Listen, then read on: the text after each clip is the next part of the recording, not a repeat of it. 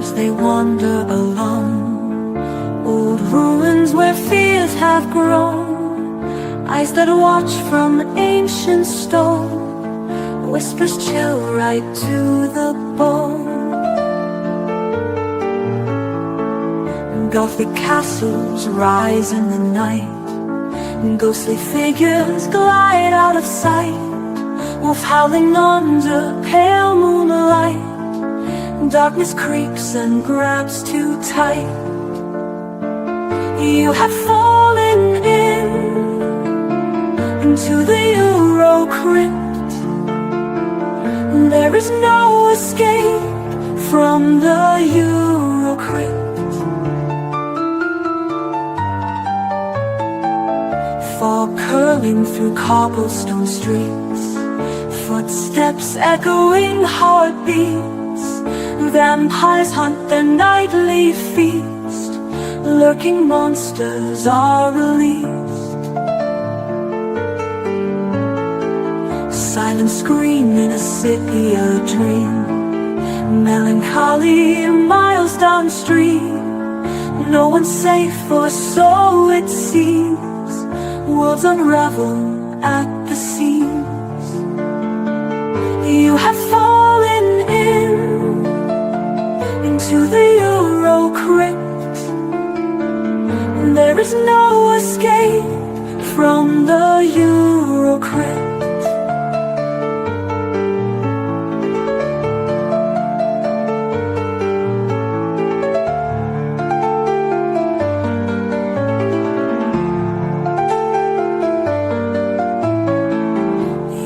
Fallen into the EuroCrypt. There is no escape from the EuroCrypt.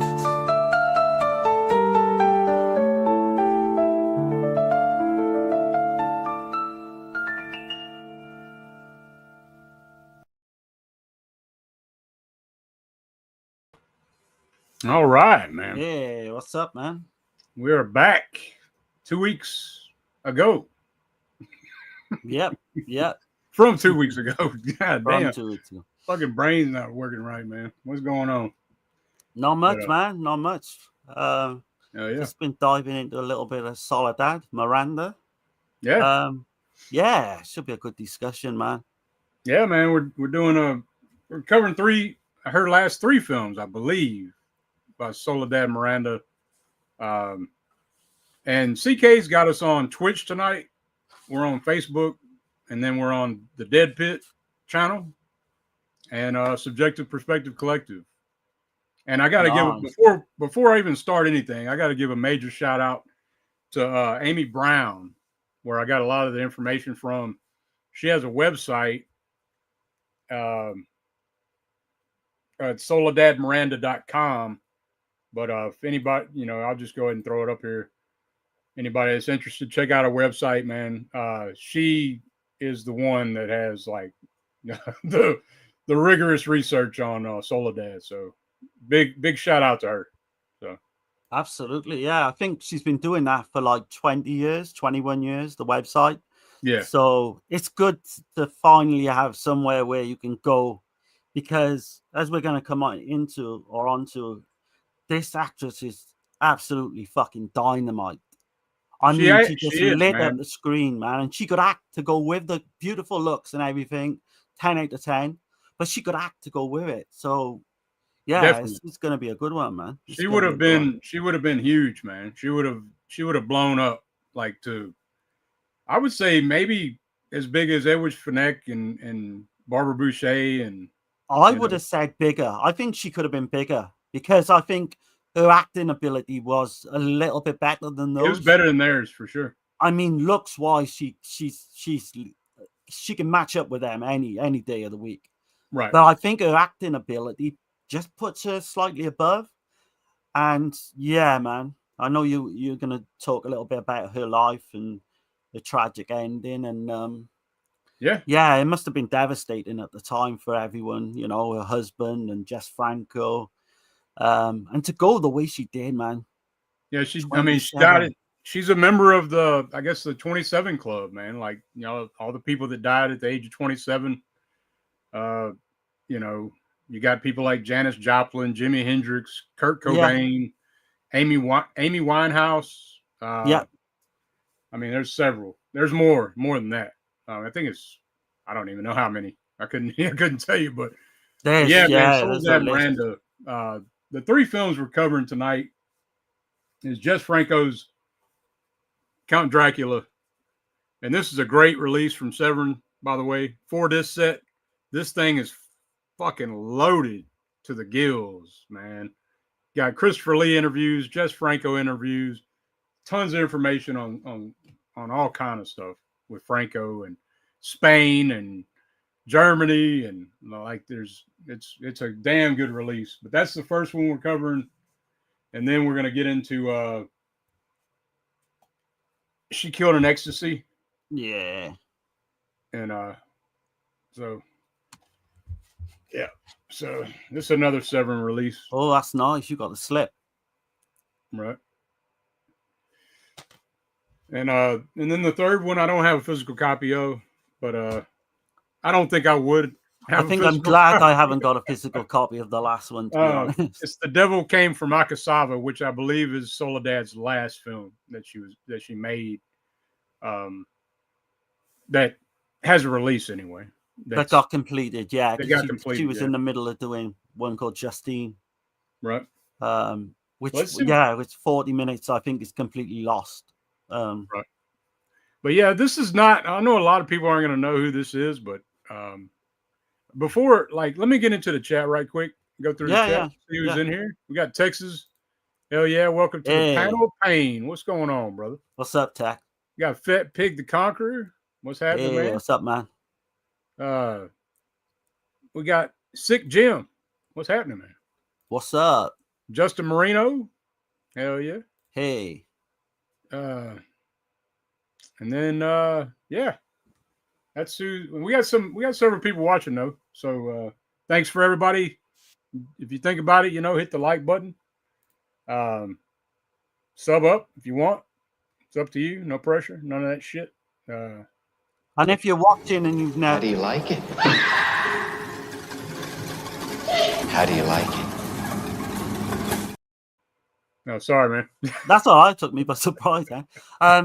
But if you're watching and you've not heard of Soledad Miranda, hopefully we can put you on the right path to checking her out, because because I mean, I wouldn't put someone forward like this unless I could endorse her myself. And I know me and Dirk has been watching, and this actress is amazing.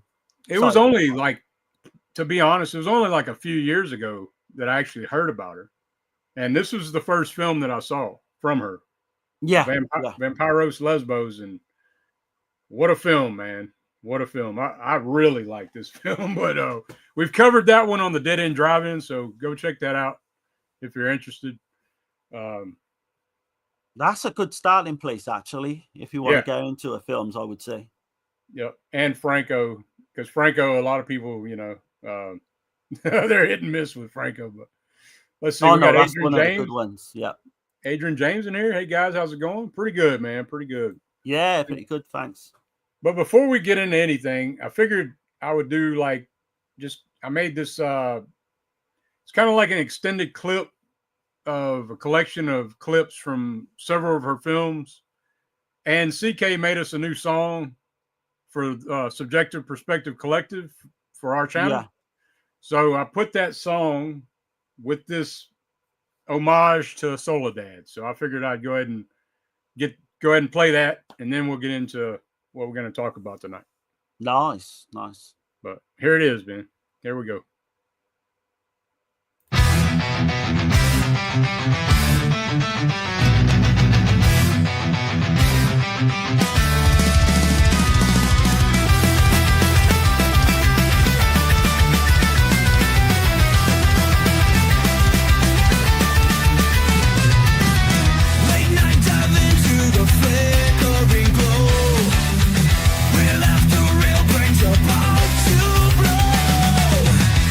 Monsters, puppets, and bloody red skies. There is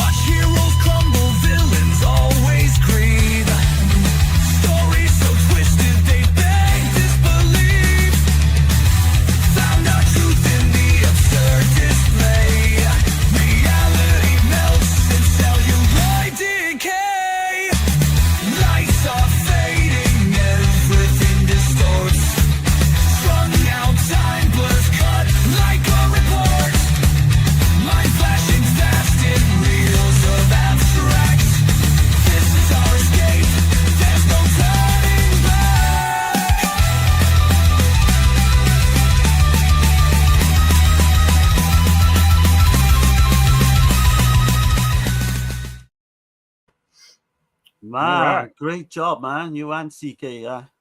Yeah, man. Awesome. I dig the new song, man. Y'all let me know what y'all think. It's gonna be our new intro music. That's So the metal version, I think. Yeah. yeah, I love that, yeah. I love that. I've heard it a couple of times, eh? right.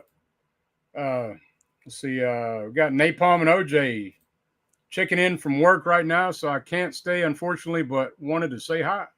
Well, I appreciate That's it. Hey, Hayden, yeah. What's up, yeah, Hayden? man. Hell yeah. Y'all check out his channel, man. He's got some wild shit going on over there. Oh man, yeah. Some early mornings there, gone. Yeah. We got Ada Lawson here. I worship Soledad Miranda with full rituals. Oh, Right. okay. I hear Awesome. you, yeah. Yeah, man. I haven't seen I've seen most all the Francos. That's about it.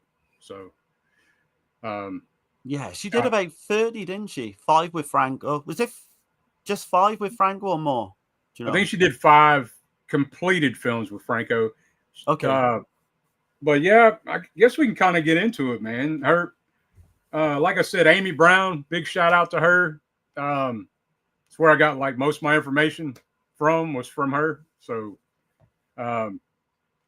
but so she was, is it Seville, Spain? Seville, yeah. So I think it's Seville. That's how it's pronounced. But anyway, Seville, Spain. She was born in Seville, Spain. She was one of 6 children. Her father was a fisherman. Her mother worked in a match factory. And then at the age of 7, they got her into flamenco dance lessons. And then she was already making money at the age of 8, supporting her family. She was the breadwinner of her family at the age of 8 and doing these flamenco tours.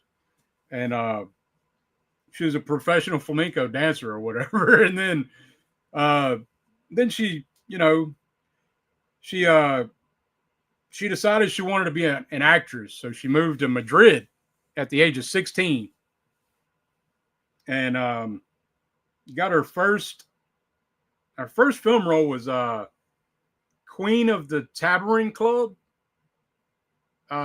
or Lorena del Tabarin. I guess I'm hoping I'm saying that. I'm not butchering that. But and that was the first actually the first work she ever did with Franco.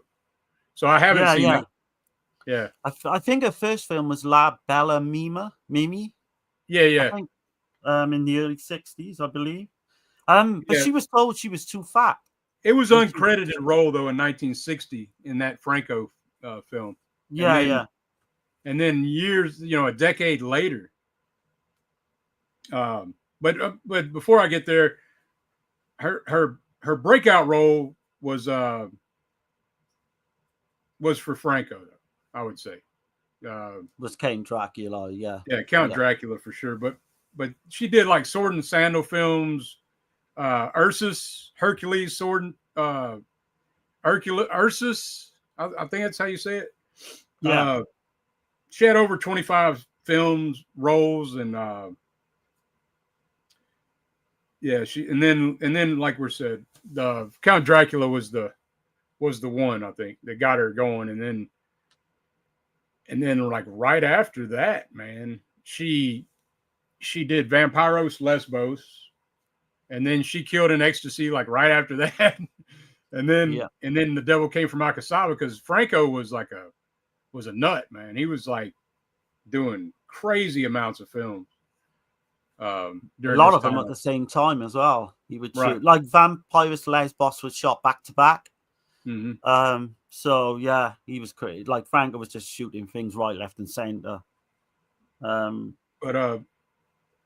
But she said that her favorite role, but like this was what Amy Brown was saying, that her favorite role ever was Corrido de la Cruz, which is some bullfighting movie. In 1965, she said that was her favorite work she ever did, but nobody got to interview her after she did the Franco films. But you can tell, like, in those other films, she's a lot more reserved. You know what I mean? In Franco films, she's like, you can tell she's really into that shit. Like, she is really going for it, man. She quote her. She actually said, doing Franco films, she was the happiest she'd ever been in life. Okay. Yeah. Yeah. Well, did she say a particular film though? Because I think in general, just by meeting Franco and doing like the 5 films or like almost 6 films she did with him, she right. said it was at a point in her life because she was happily married. She had a child by that time as well, because she had a hiatus. I mean, that's got to be a highlight of her high point of her life too, working with Burt Reynolds in yeah, that was 100 her comeback Rifles. film. In Right, 100 exactly. Rifles. Yeah. So she did spaghetti westerns, she did comedy, she did horror, like that black and white horror film that you saw in the clip was Sound of Horror, which I need to seek that one out and check it out. But yeah, man. Let's see. And then, like, so she was on her way to sign a contract. I think it was a 6-picture deal. Yeah. With Bronner, right? Yeah. Arthur Bronner. The he loved German her. producer. Yeah. Yeah, he loved her, man. He was like enamored by her. And she had married a race car driver, but he retired. He was a producer on one of the films, right? I think. Yeah, his name was Jose Manuel Simos. Right. And yeah, he was ironically, he was a race car driver, and what happened to her, like he was driving at the time. It was pretty dangerous. So it was like in Portugal, right? I believe. Yeah. And they were coming around these winding curves and stuff, and they were supposedly on their way. This is what Franco says. Jeff Franco said that they were on their way to see him at his hotel to sign the contract for this 6-picture deal. And somebody was backing out of a hidden driveway, and her spine was crushed, her skull was fractured. She went into a coma for a few hours and then died. And her husband, Franco, said he was unscathed, but he broke his leg and he had some injuries. Yeah, he crushed his leg, I believe. Yeah. But what happened with that was that I think they'd met Franco the night before, and Franco told them all about this big 6-picture deal that she was going to sign. And then obviously the next morning they left to go and sign that deal, and that horrific accident happened, man. And this wasn't no little punk producer either, man. This dude he produced over 300 films. They knew what they had. They, like Franco as well, they knew they had like this huge, she was going to become a huge star. She Franco, was just like you say, just getting recognition, Sorry, well. No, you're good. I cut you off. My bad. Franco, though, he went into like a depression, man, after her death. She was kind of like his muse, gave him like creative ideas, and like he went into like a deep depression until he eventually got with Lena Romay. But well, you think about it, for Franco, it's like winning the lottery and then losing your ticket, because she would have become this huge star, obviously. And she would, no doubt, she would have featured in like probably most of his films to come, all the good ones. But she could have gone on to Hollywood. There's no doubts about that. Anyone who sees anything she's in will know that as well. It was her eyes. Yeah, her eyes. She had something about her, man. Her eyes are telling so much. You can't really. I mean, she didn't have to have any dialogue. That's the thing. She can. No, that's right. Yeah. Like like she did amazing. I don't know, man. And just I would say in these 3 films, these 2, and then Vampiros Lesbos alone, she's high tier for me. She's the reason, I think, to watch him. I'm obviously Count Dracula. You've got Christopher Lee, who's superb as well. But the other 2, she's a reason alone. And they've got certainly the ones She Killed in Ecstasy's got a pretty decent cast as well. But she outshines everyone in that film. It's damn near the same people from Vampiros Lesbos, like the crew and everybody. In all three of these, mind, all the same actors, really, pretty much the same. Well, I'm saying even the crew, the cinematographer, yeah, it's the crazy. same, you know. So, but just writing down the actors for these films, I've literally only did it once because that's all you need to do. yeah. But what I was going to say earlier was, when she started off her career at 16 or whatever in the films, they actually said she was fat, and she got quite, you know, Crazy. I don't know whether, they at one point they said she was quite fat, and that could you have can stopped, see in like, those older clips, she's not fat, but she's not. I would imagine she may have been a little bit, and then she lost a lot of weight for, you know, when she first started, just to get into the roles. But yeah, I think that would be weird as well, because she certainly doesn't look super skinny, man. Like, I looked up her weight. I think her weight was like 110 or something. You know, like yeah. She was super petite, but she was 5'5", so she wasn't not too crazy short for a female. No. And like we said earlier, looks wise, she's as nice as, I would say, Boucher and Fenny, and probably outshines a few of the other Giallo actresses as well. I'd put her right there, like her and Rizal Baneri, man. Like, yeah, they got similar look. Yeah. Well, I'm saying, like, I'm not saying that, but just the recognition. Nobody really brings up Rizal Baneri either, you know, too much. They're quite similar to me because they got those eyes. She, like, Neri got those eyes as well, that she can just captivate you without even saying a word. And she, like you say, she doesn't get recognition for her acting ability either. Right. Fat Pig says, he says, Dracula was the first Franco movie I ever saw before I even knew who he even was. Yeah, it was a big ass international film, for sure. This was the first time I seen that one for me. Okay. Let's see. Great stuff. I heard Darren was drumming on that. Yeah, man. I'm the last EuroCrypt of the podcast. Yeah, definitely. Man. For sure. I was on the lead guitar and shit. But the president of the Peter Bart fan club. Yeah. Absolutely, man. Akasava is great and hard to get. Ecstasy is amazing also. She is amazing in them. I think she is. Like, she makes Akasava for sure. Because I'm not too, like, you know, spoiler alert. I mean, it's the weakest of the three that we're going to talk about tonight, in my opinion. But easily, I would say. Yeah. I still dig it though. It kind of gives me Dr. Fives vibes or something. You know, in a way. It's a weird one. It is strange. And it's Edgar Wallace, based on an Edgar Wallace novel. Yeah. I guess you want to get into Count Dracula then? I guess we'll go ahead and get into it. Yeah. All right. I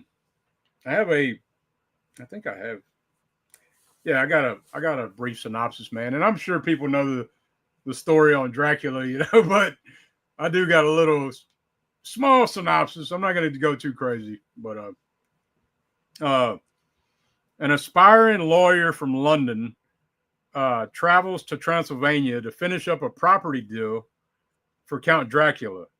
Warned by a local woman not to continue his journey, he soon finds out she was not superstitious after all, and he has entered into a living nightmare. So, there we go. Right, this is fucking batshit crazy. This film, as only Franco could probably do, you know. But you were saying earlier, this stays pretty true to the Stoker's book as well. Yes, because in the Stoker novel, you know, Dracula does have he is old, and he's getting younger with the blood, and so Christopher Lee didn't like the Hammer. He didn't like playing the Hammer Dracula, you know. Right. And that's kind of like how Franco got him on board to do this. And he was if you listen to him say, though, he still says it's not a good film, but he said that he did his best with abysmal script and all this shit, right? But I did want to show something and point something out. So Dracula, the Bram Stoker Dracula did have a mustache. And so I was going to kind of show this little thing here because there's a whole lot of talk about people who are hung up on the new Nosferatu with the mustache and everything. So I figured I'd show like the original source material of Vlad Tepes, Christopher Lee, and then Bill Skarsgård and the new Nosferatu. So yeah, I mean it's not an uncommon thing about Dracula having a mustache. But anyway, I just had to do that. It's just you've pissed off all the hipsters now watching the stream. I know a lot of people have been talking about that shit, and it's like, okay. Original. What was funny about this one as well, with getting Christopher Lee. So what Franco did, he kind of duped him in a way, because I know we're going to talk about Kinski in a bit as well. But he duped Christopher Lee in a way because he was just piling all the money and all the budget into just Christopher Lee scenes. All the other scenes he couldn't give a toss about. Basically, he didn't have the money to do anything decent. Right. So in a way, he's kind of duping him into doing it, but. You can tell as well, all those scenes with Lee during the film are great. They look fantastic.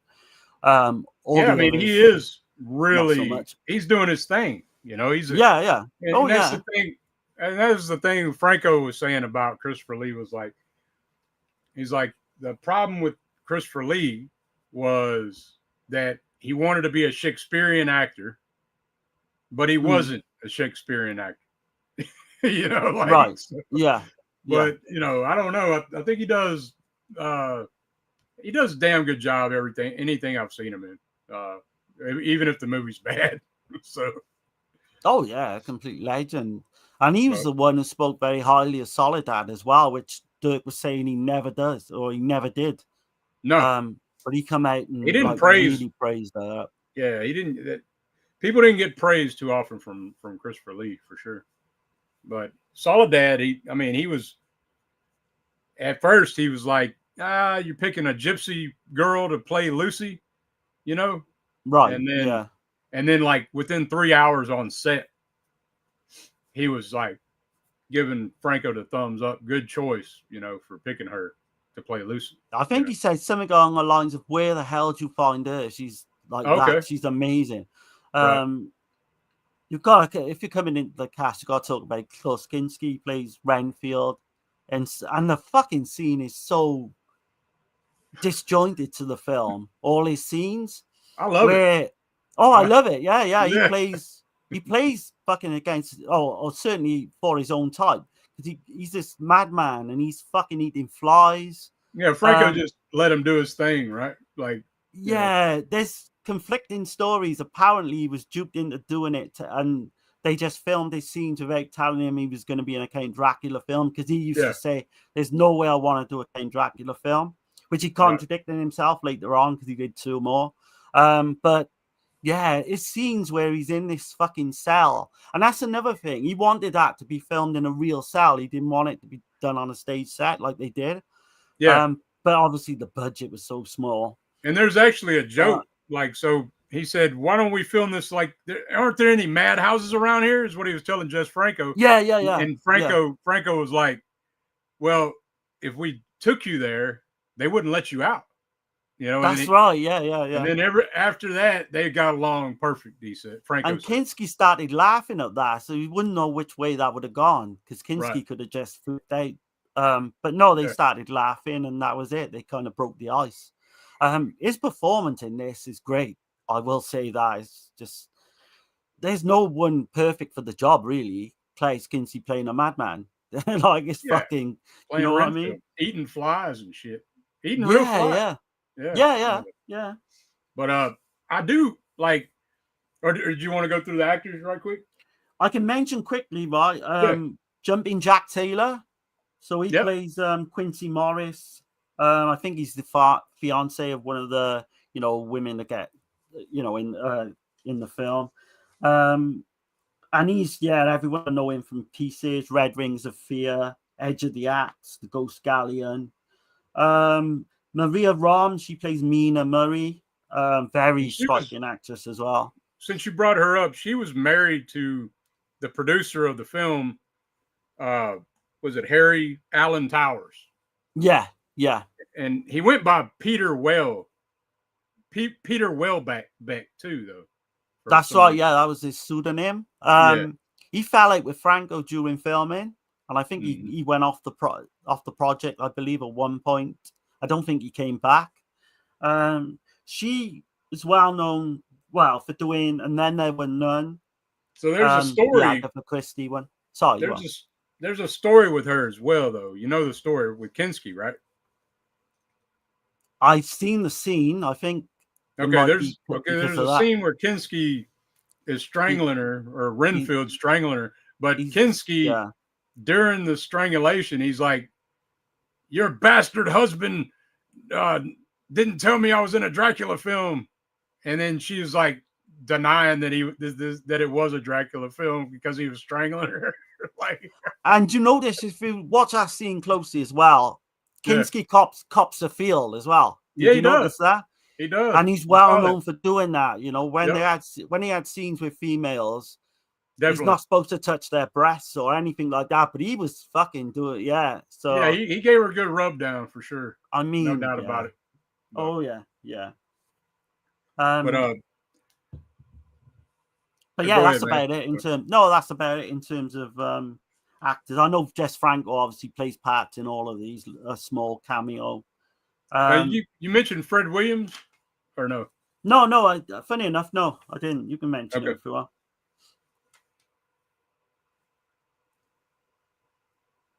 He plays Jonathan Hack. I thought you was going to mention him, Si. No, I don't have anything on him. Okay, no, he did quite a bit with Franco. Go ahead. He did, yeah. He's in The Devil Came from Akasava. Obviously, this one I didn't see. There's not many genre titles he did because I haven't got any more written down. He's in She Killed an Ecstasy as well. Yeah, but anyway, he's your typical kind of leading man, isn't he? You know. And Franco shit on him. If you listen to him, he's like, he thinks he hurt the film, not this film, but the other one we're going to get into. But so I think he's okay. I don't think he's the best actor, if I'm honest. I did want to mention right quick. I guess we can.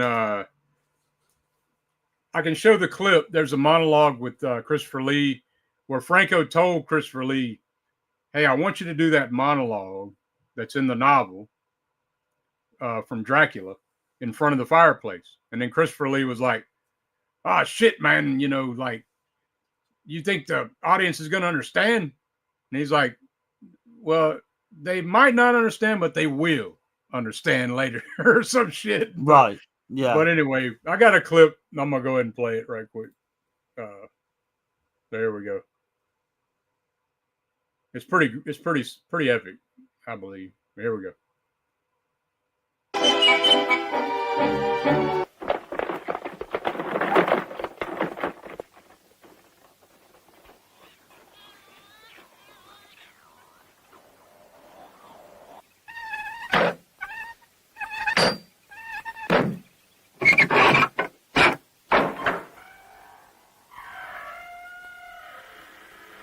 Welcome to my house. Count Dracula. I am Dracula. Enter freely and of your own will.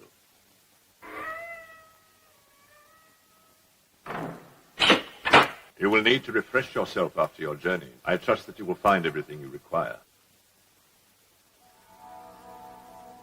The shadows of my past remain here. We are the Second Magia. We have a right to be proud. Us flows the blood of many brave races. The blood of Attila is in these veins. To us was entrusted for centuries the guard of our lands. The Lombard, the Bulgar, Turk poured their thousands against our frontiers. We drove them back. The Draculas have ever been the heart's blood, the brains, the sword of our people. One of my race crossed the Danube and destroyed the Turkish host. So sometimes beaten back, he came again and again against the enemy. And at the end, he came alone to the bloody field, for he alone could triumph. This was a Dracula indeed. Now the wind blows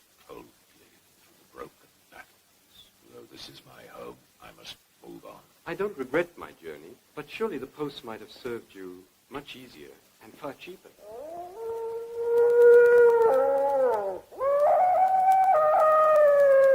Listen to them. Children of the night. What music they make.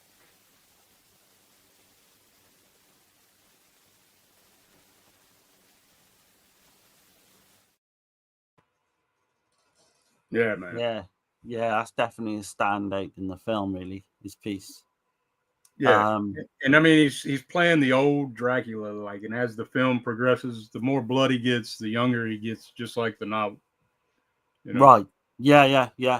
I was just looking in my notes now. Franco wasn't the original director for this. They were trying to get Terence Fisher, who's like this well-known British director. I've But heard the because name. of the budget, they kind of went with Franco.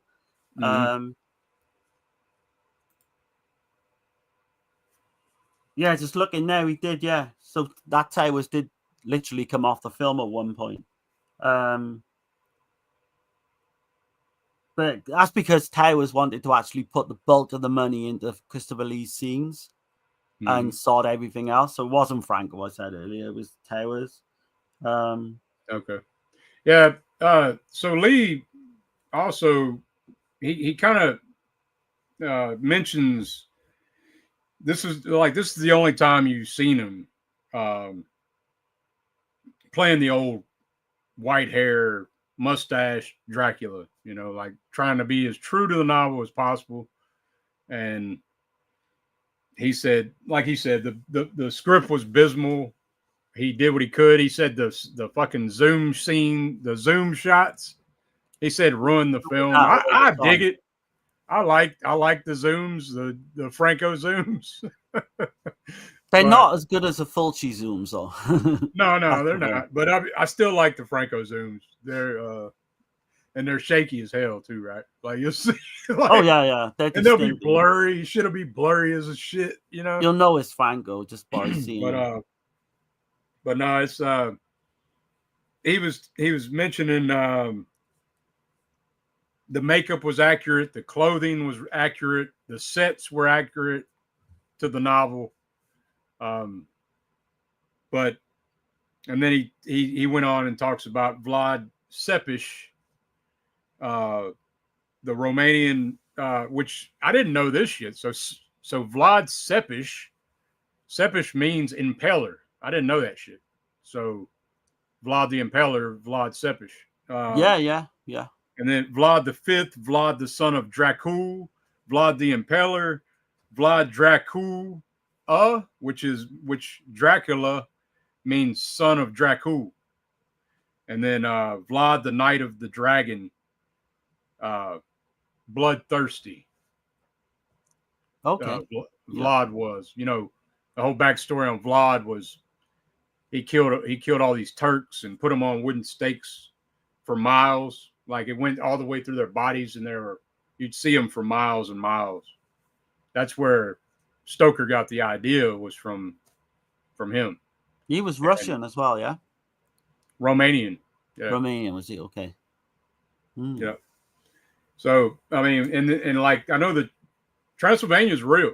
So, like, a lot of people don't think it's a real place, but no, it's real, yeah. Dracula's castle. So his name was Vlad Dracula. It's supposed to be like the most haunted place in the world. He tortured people to death there, and it's insane. That's but anyway, that's kind of like a side tangent. Yeah, I'm sorry.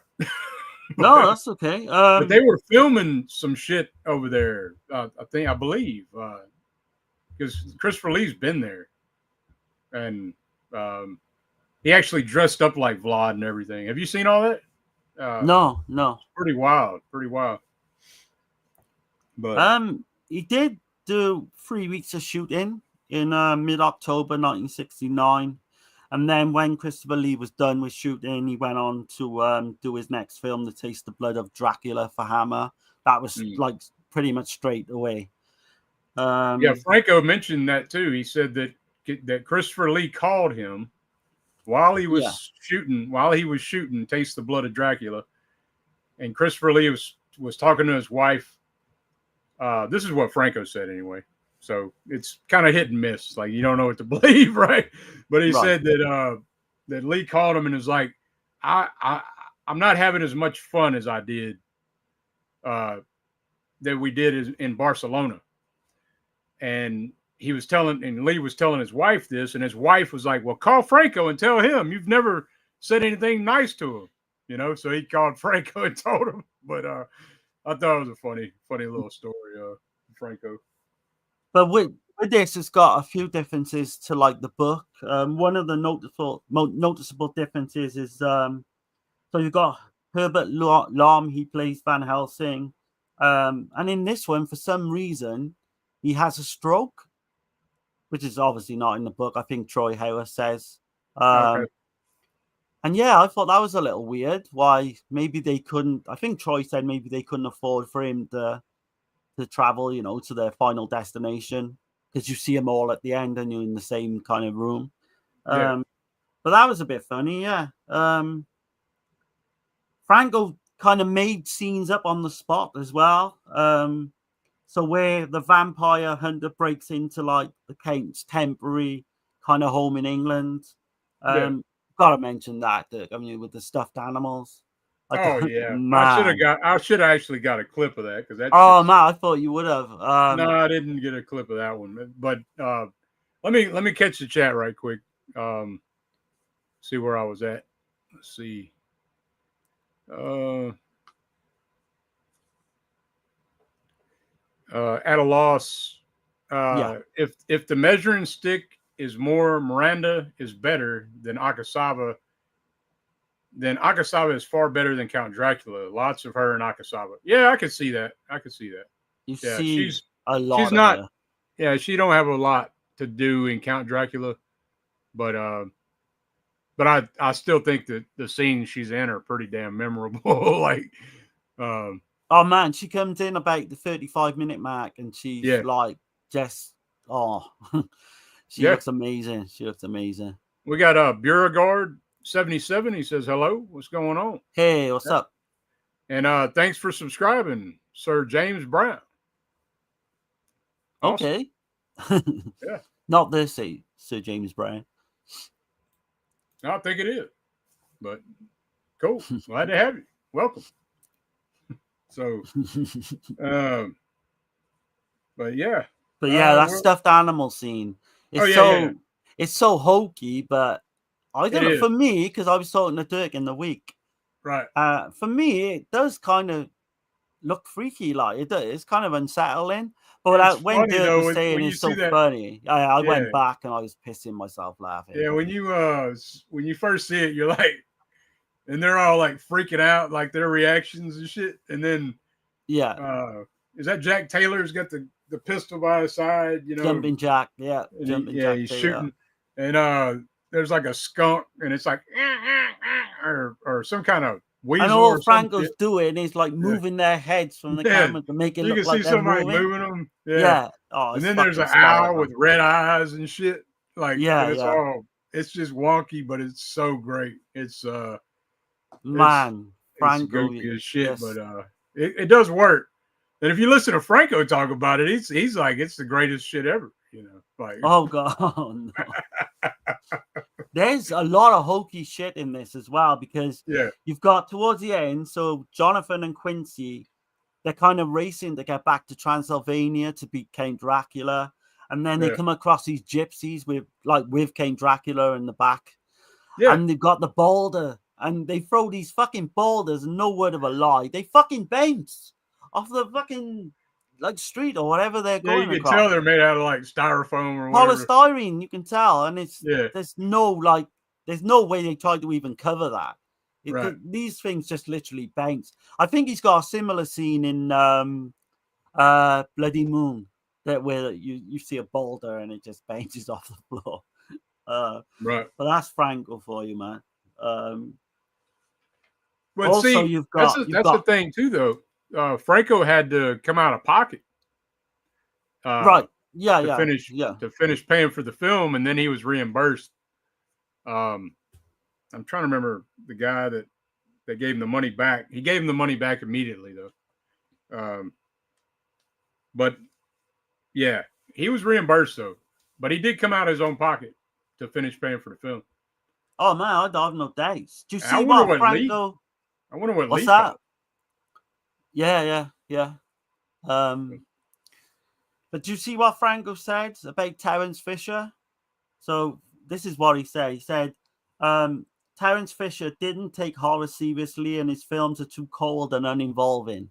And that's like a legend who's done all the old Dracula films for Hammer. Like, so I don't know whether he's saying that tongue in cheek, knowing Franco, maybe. I don't know. Well, yeah, Franco said he didn't like the Hammer Draculas. He thought that they missed the point. He also mentioned the Francis Ford Coppola Dracula, and I agree with him on this. Now, like, so he says, Francis Ford Coppola says he did the only authentic, true to the novel, and he said he's full of shit. He's like, Dracula don't fall in love. Like, he said Francis Ford Coppola's Dracula wants to take walks on the fucking beach, and he don't want to bite. He don't want to bite his love, the woman he loves, and all this shit. He's like, and Dracula, if he loves something, he loves the fucking blood. He's gonna love sucking the fucking guts out of somebody. That's what Franco said. Yeah. No, exactly. Yeah. Yeah, I mean, he is. He's like in the new Nosferatu film. I know it's not Dracula, but it is kind of Dracula. He says he's pure appetite, and that's what he is. He's pure fucking evil. Appetite. Only. You don't fucking fall in love and shit. You know? But I know we haven't given like a spoiler alert, but I was going to mention one of the scenes as well. We can come on to like a little bit more of the film in a bit anyway. But you've got the hokey effects of Dracula when he does succumb to the ending. Man, I was crying with laughter. Because you see Dracula and he's getting burned and you see the fire all around him. And then we see his fucking face forming like some kind of fucking puppet or something. You can he's getting older. It shows him getting older first, right? Yeah. But it's then it shows like this weird looking skull with bugged out eyes. That looks nothing like fucking Christopher Lee anyway. Oh man, I was like crying laughing with that. It's great though, man. Yeah. I mean, the whole film it might not be the best Count Dracula film you'll ever see, but I mean, it's entertaining. As most Franco films I've seen have been entertaining. I've heard different with some mine, but gotta mention the score by Bruno Nicolai. It's fantastic. I think he does score in all three of these. Like that old jazzy kind of, the next two films anyway, kind of like a jazzy Giallo type score. This one's Bruno Nicolai, right? Yeah. This one's more I forgot to mention Bruno Nicolai. Anybody that don't know, man, he did 99 Women. He did several with Franco. He did Justine, which Marquis de Sade, Justine. He did Case of the Scorpion's Tail for Sergio Martino. All the Colors of the Dark. The Red Queen Kills 7 Times. I mean, I think he did Bloodstained.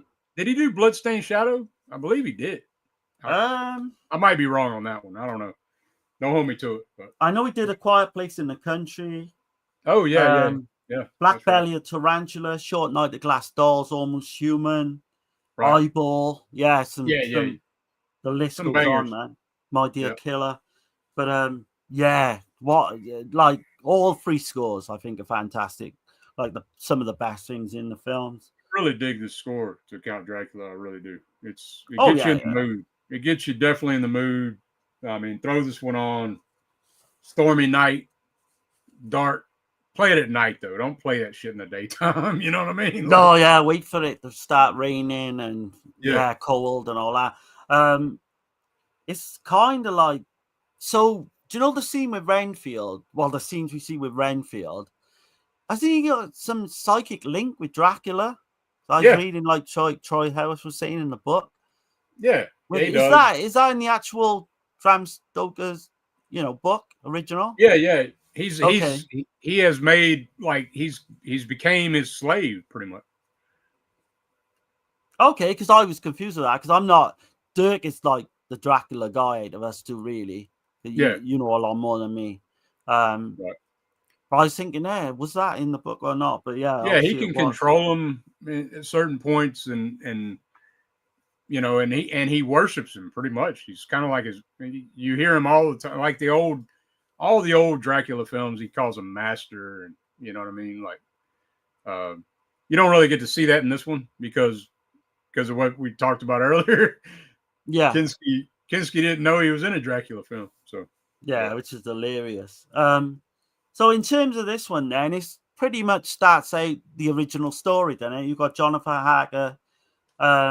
He goes to visit Count Dracula, and I think, like you say, the old atmosphere even kind of reminds me a bit of like Bava, the atmosphere, and you know, not as good as Bava, obviously, but yeah, no, it's got that type of feel about it. It does. It's done pretty good. I will say, like, the dogs are supposed to be wolves, though. Yeah. I did see that. Yeah. It basically Count Dracula on a budget, isn't it? It literally is. You know, they were but trying Franco to save said money. he didn't want to use real wolves because he was really concerned for Christopher Lee. He thought that one of them might bite his hand and shit. And what's with the sound effects as well? Of it sounds like Gremlins at one point on the fucking soundtrack when it's supposed to be like, I don't know if it's the wolves or I don't know if it's where those animals start to come alive or something. But part of the soundtrack, I was like, shit, it sounds like something from Gremlins. Like, it's crazy, man. You got the early scene as well that I was confused about at first was so you got the horseman draws up, didn't he? And that's actually Count Dracula himself, Dirk was saying, yeah? Because I was confused because it's quite clearly Christopher Lee, but his face is all covered. I mean, I'm kind of confused too. I'm not really sure. I think that's Dracula. I think you're right. I think you're right. In Franco's film, but you know, of course, in the old, it's not Dracula in the original story. I think you're right because when I was looking down the cast, it doesn't say he plays the horseman or anything. He just says he plays Count Dracula. So yeah, okay. Maybe he just got a 2-for-1. You know, right? Yeah. He's probably just threw that. Knowing put a mask over his face and nobody will ever know. Yeah. I was gonna say, Franco probably made that up on the spot. But yeah, Soledad Miranda, I know we got to mention. She plays Lucy. She's Jack Taylor, who plays Quincy. She's his fiance. But man, she's dressed all up in this kind of like well-to-do person of that kind of era. She looks amazing, man, with her hair and her dress. And the two women in this mine look great. They play they're friends, aren't they? But you've got Lucy, then she kind of faints early on, then she and Van Helsing takes her into his type of I don't know, hospital you would say. You got the you've got the bats at the window that look really just fucking, oh man, it's so funny. It's great. Great. Yeah, in a good way, like, you know. Yeah. But Mina is the other girl. Yeah, Mina is the other one. And Franco knew how to pick nice looking women for his films. You've got to give him that. Well, that's the producer's wife. Too. Yeah. So, you know, he's going to throw her in there any chance he could. She was in several films with him, like, so. And Kinski had the balls to try and touch her up as well, knowing that she's the. He don't care, man. Kinski didn't care. He don't care, no. But no. Yeah, the whole scene. You don't want to go through everything, do you? Like the whole film? No, we don't have to, man. I mean, like with these, I think if anything, the next one we could kind of go through a little bit more in detail. But with these, I definitely want to because touch upon. Yeah, because it is Soledad Miranda's stream. Like, and I definitely want people to seek her out and check her out. Check out her films, at least the Franco films. Go on, sorry. I'm gonna go back and watch some of her other stuff though. You probably won't like some of her spaghetti western, and I'll probably watch The Sound of Horror. I do want to check that one out. The black and white horror film she did. I'll be honest with you. I'm tempted to go back and watch anything she's been in, even if I get to a point where I'm just watching to see her. Do you know what I mean? That's what like I'm saying. Fast forwarding, you know, I would watch her any day of the week. Yeah. But just going into like, because this stream is about her main scenes in Count Dracula, so she ends up getting bitten by the Count himself. She turns into like one of the vampires. She looks amazing in that scene as well. I think Dirk showed it at the start of the, when he's going through the whole it reminds montage. me of like that when you see her at a distance, right? Yeah. It reminds me of the first Black Sabbath album. That's what it reminds me. Okay, yeah, I know the picture. Yeah. Yeah, you see, like when you see her at the distance, and then when the little girl comes up to her and she shows her, it's a great scene. It's a great scene. She like I said, she comes into it 35 minutes in, but when she is in it, she's superb. There is a scene. Go on. I was gonna say, then like after this though, Franco makes his Dracula, his version of Dracula, which is Vampiro's Lesbos. with Miranda, with Soledad Miranda, but obviously playing a lesbian as well. But it's pretty much the same story as Dracula. It is. Yeah. But, there is a scene in this one though that for some reason got cut out of a lot of prints, and it's a scene of a woman where she's shouting for her baby, like Count Dracula's got her baby in some way, which lucky enough was in the version I saw. Yeah, it's in this I don't know version why of- they would. I don't know why they would have cut that originally. Do you? Maybe just because it's a baby. It's because it's a baby. Yeah. I mean, nobody wants to hear about that. Like, but it's in the novel too. Like, so. But I do like the way he kind of varies it a little bit as well with the whole opera thing at the end as well. He's just got his own little take on things. Because you say, I think it's the first half is pretty much just based the dead Count Dracula story. At least to the fireplace scene, I would say. Yeah. But yeah, I don't know if you've got anything else. I was thoroughly entertained. It's not going to be one because I know. I know you're a bit worried. A lot of times with me and you, you're not as big on the gothic horror as I am, but I'm glad you liked it, man. So I'm a funny one when it comes to that because I love Black Sunday. I think that's probably one of the best films ever made. So some of the gothics, can be hit or miss with me, but I don't hate any of them. I will say that.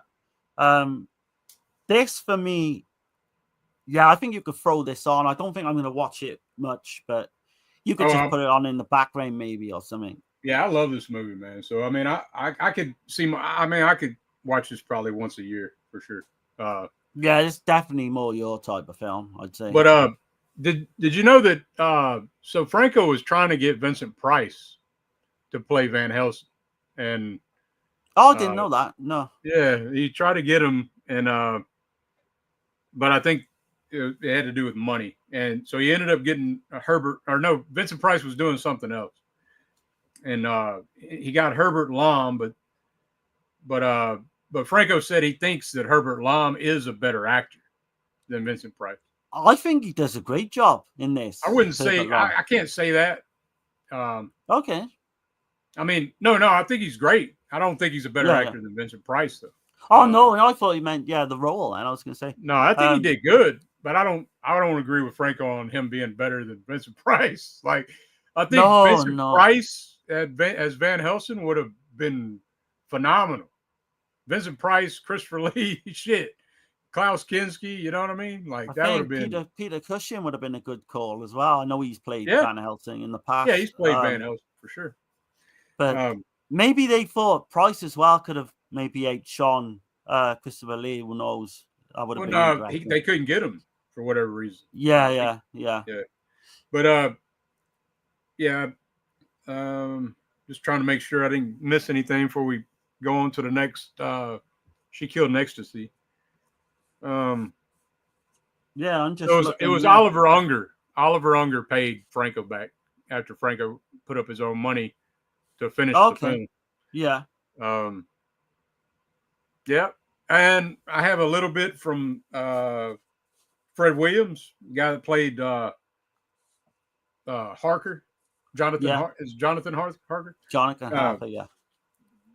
He said that Franco treated Jack Taylor bad, that they had to jump from a wall, and Jack Taylor had fucked up his ankle and shit. Oh, okay. Yeah. When he did it, and Franco accused him of being stupid. and fucking and then most of the cast didn't get along with Christopher Lee. Christopher Lee was very in command, very in charge, like take charge kind of shit. Yeah. And people would like so Lee didn't really fit in with the crew, and people would like make fun of Christopher Lee, like as far as him being like a dictator type mentality. Okay. You know? Yeah. And this is all coming from Fred Williams, what he said. But he said that Franco snapped at Lee one time, though. He said, like what I was saying, he didn't fit in with the crew. And yeah, I kind of already went over that. I'd like to have seen that. I'd like to have seen Franco snapping at Christopher Lee and see what he would have come back with. And Fred Williams says the same thing that Jack Taylor says. They loved Franco, got along with him, man. But then later on, his later films got a little more pervy, a little more explicit, and they really wasn't with all that shit. So right, yeah. A lot of hairy babe porn type of shit. You know what I mean? Yeah. I wonder if that's where I view Jumping Jack Taylor then through because of that scene. Maybe that's where he got his nickname. He said Jack Taylor said that Franco had a wicked sense of humor. He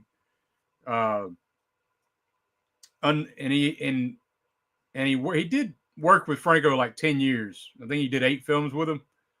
Oh man, yeah. And he said that easily, yeah. He said that he said that it just was like unnecessary eroticism.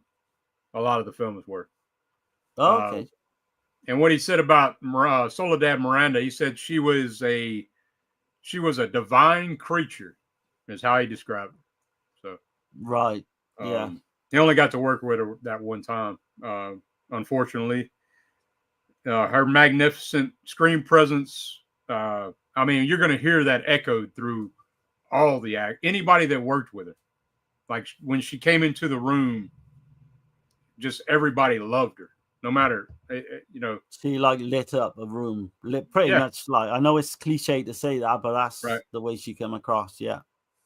And also Jack Taylor said that Franco had to borrow money from him one time when they were. Oh shit! Never. He said Franco was a real professional, so he had to borrow money from him to bring some other actor back for reshoots on one of the movies that they did together. Man. But yeah, Franco, man, is a character, man. He's one that you really got to go listen to his shit too. He's hilarious. So, some of these interviews. The more I get, the more we're doing these streams, and now we're doing the stuff with Dan, and I'm starting to watch more and more Franco films, and I'm getting into them. I will say they're entertaining if they're nothing else, you know.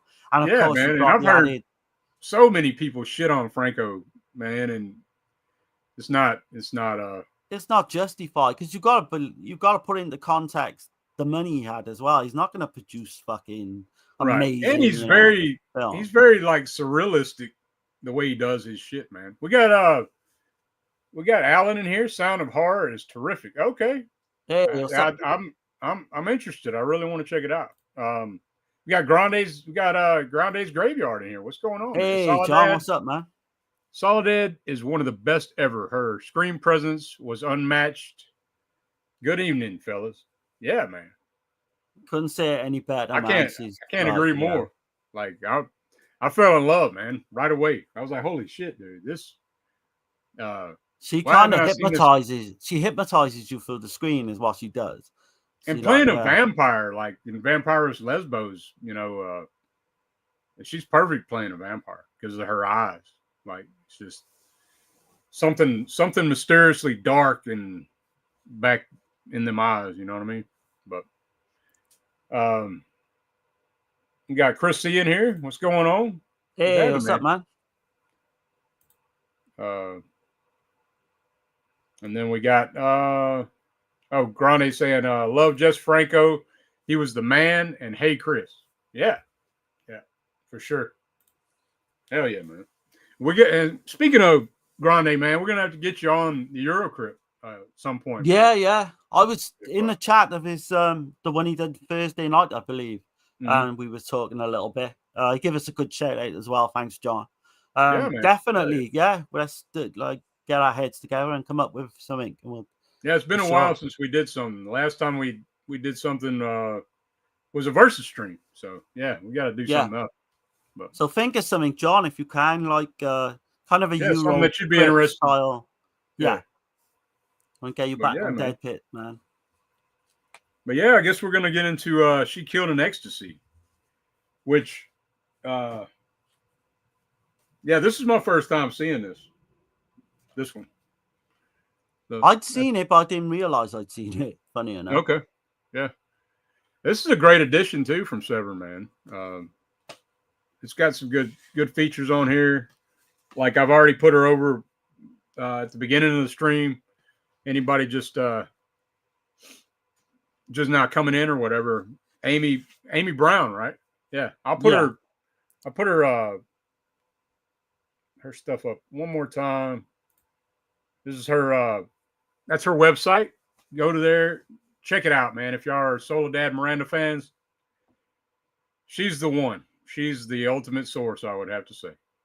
That I found. Why do you think that there's never been a documentary about her or anything like that? She would have been ideal for like a feature-length documentary to go through her life and everything.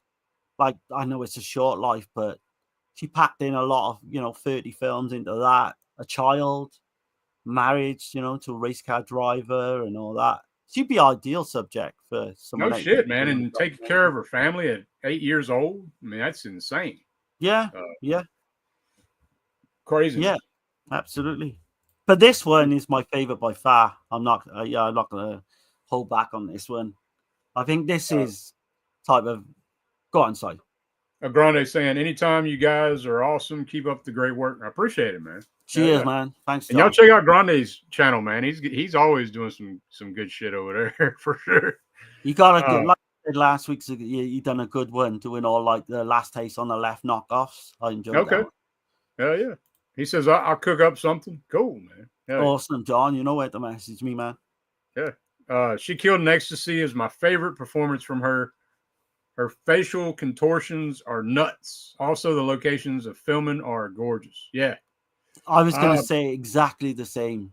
The location it might be in this is superb. I think it is my favorite performance that I've seen from her, but it's not my favorite film from her, like that she's in. Like I think that has to go to Vampiros Lesbos. But we didn't rate the last one. Why would you rate King Dracula then? Oh, Count Dracula? Yeah. I give it an 8 out of 10, man. 8 out of 10. Ooh, that's high, man. Yeah. I'd give it a solid 6 just Okay. for entertainment value. Yeah, man. Yeah. But yeah, I guess we'll get into She Killed in Ecstasy. Yeah. So I got a brief synopsis. Very brief, but here we go. Go for it. So Mrs. Johnson vows revenge on a medical committee who rejected her husband's work to help humanity. His license was stripped and he took his own life. So the only way for them to pay is with death. Yeah. Man, the story to this is like, I don't know what you think, but it's kind of got like a Giallo feel and It a does, slasher but feel at the same time. Yeah, though. Like, you know who the killer is. Straight out. There's no mystery to it, really. But there's tons of sleaze. And you had mentioned something to me. Yeah, it is a ton of sleaze. you had mentioned some film that you thought it was similar to, but Stephen Thrower, I haven't seen the film, but he was saying it's almost the same plot as the Diabolical Dr. Z from 1965, which Right. Okay. Yeah. I The need to one check it out. So. the one I mentioned was Beyond the Darkness. Oh yeah. If you think about it, Yeah. they're kind of similar. The Third Kinda. Eye as well. Yeah. Yeah. Not With the dead spouse part of it. Yeah. And there's a scene as well, like featuring kind of necrophilia. The only thing in that, in Beyond the Darkness, I think it is kind of supernatural too, though, right? In a way. Yeah. So.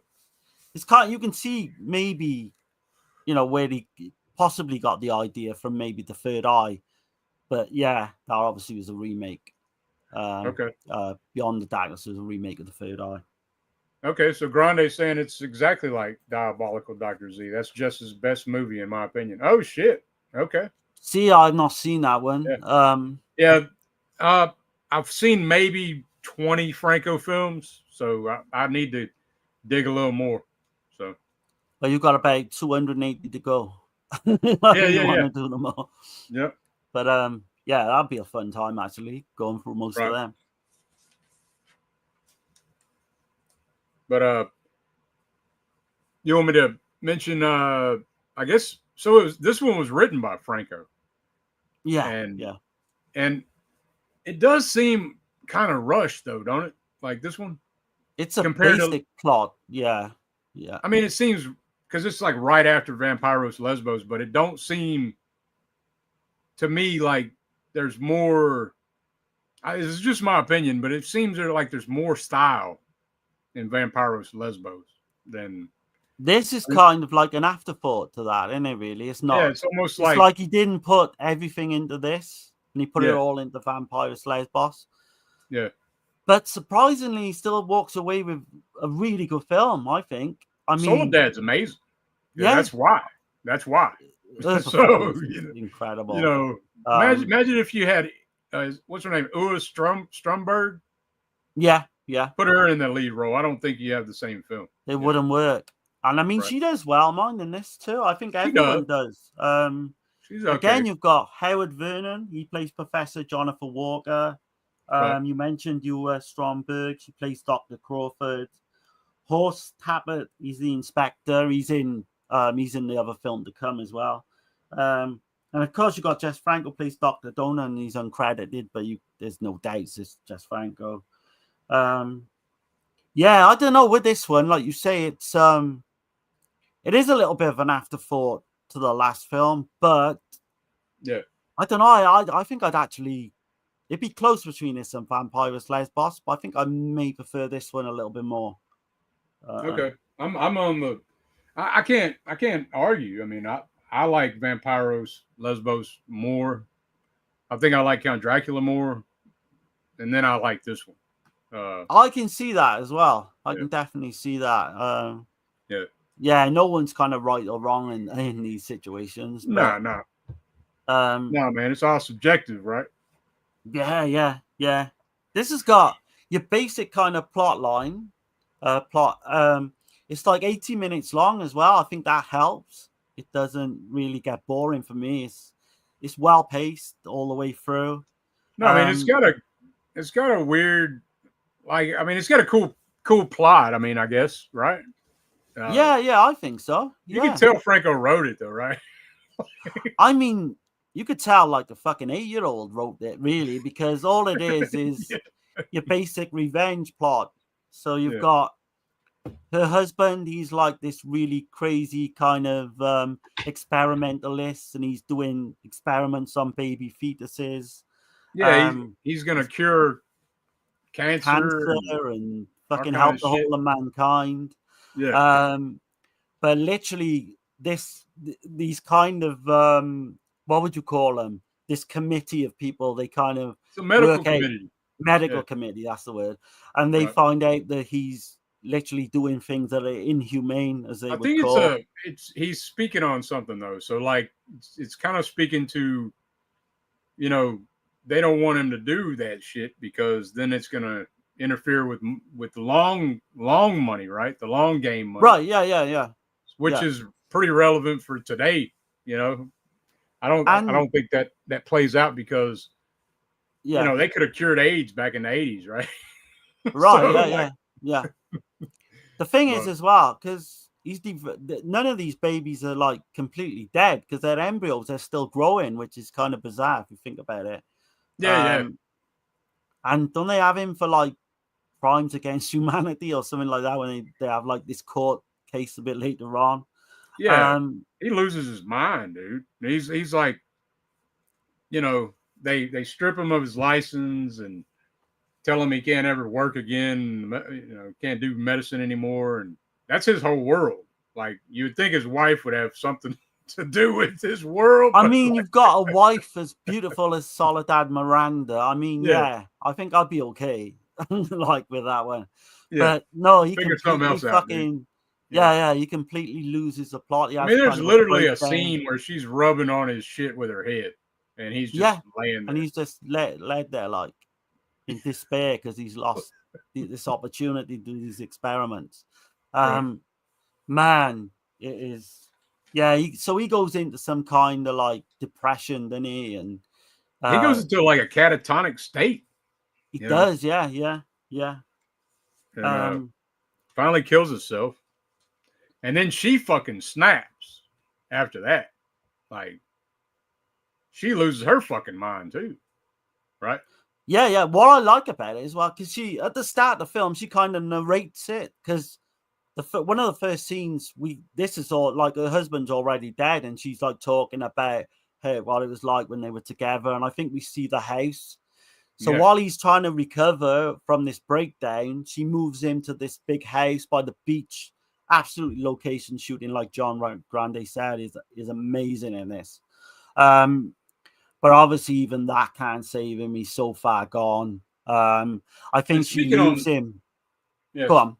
Oh, sorry, man. It's a side note. I just crossed my mind. That's okay. But working with Franco, she did get to travel like the world. Yeah. And she loved that. That's one thing she loved about working with she Franco. had, like you said, I think she had Portuguese parents, but she was born in Spain. So that's Spain was her country, like her number one love. But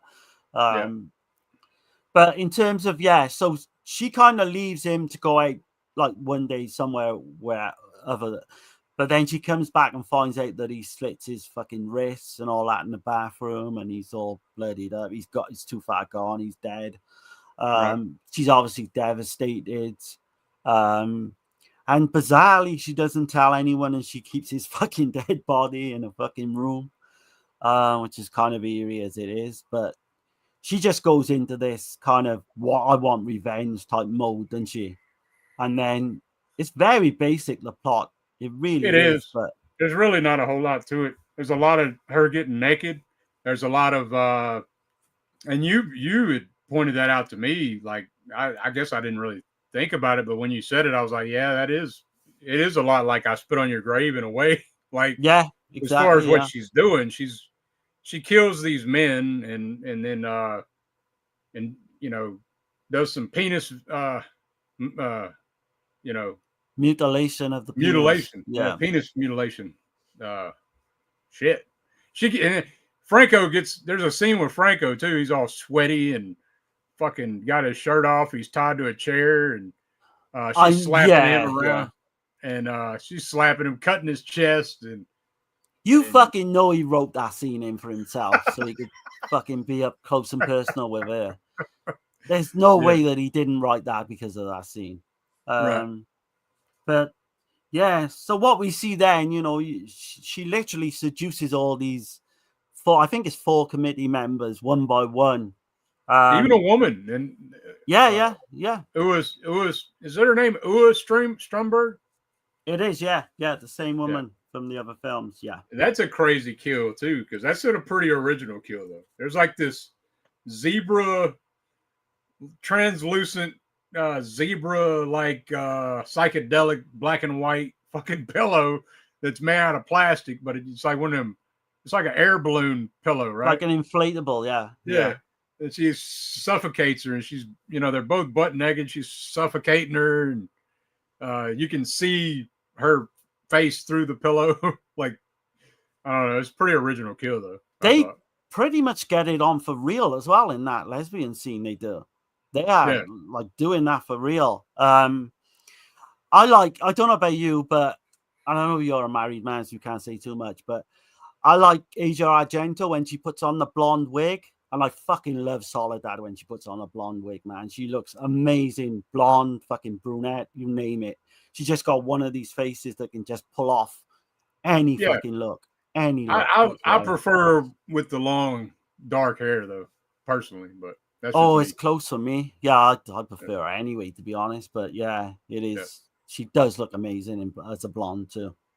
Yeah, definitely. But, yeah, first off, so the first kill, she introduces Howard Vernon and he plays Professor Walker. Oh, and she kind of singles him out in this bar. I think he's in this bar.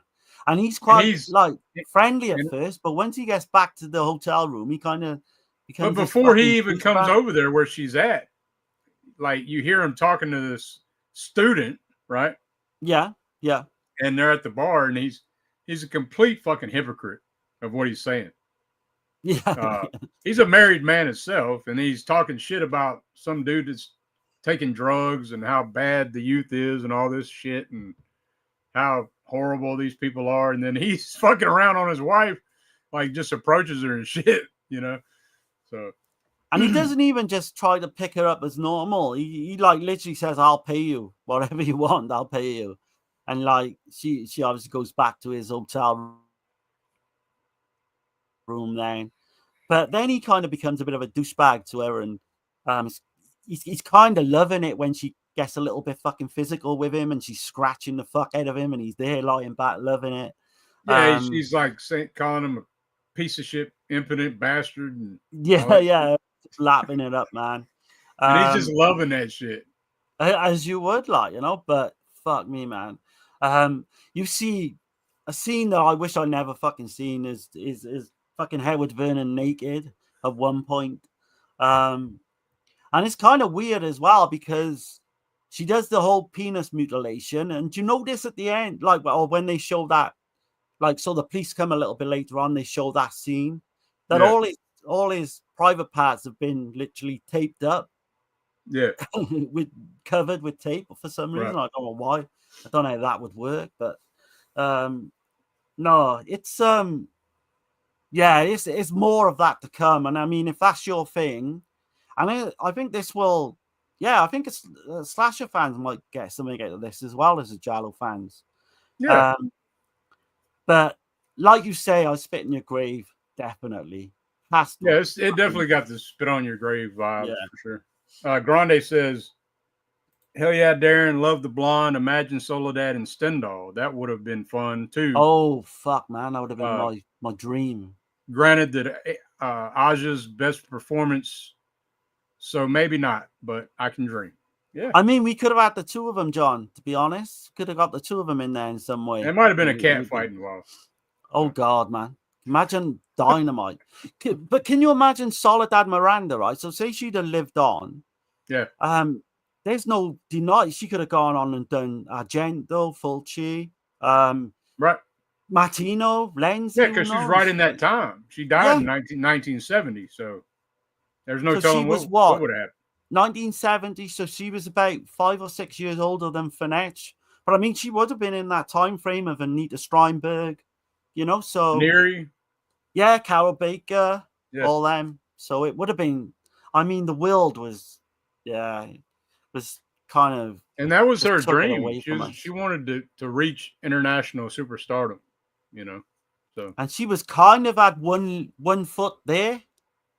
Yeah.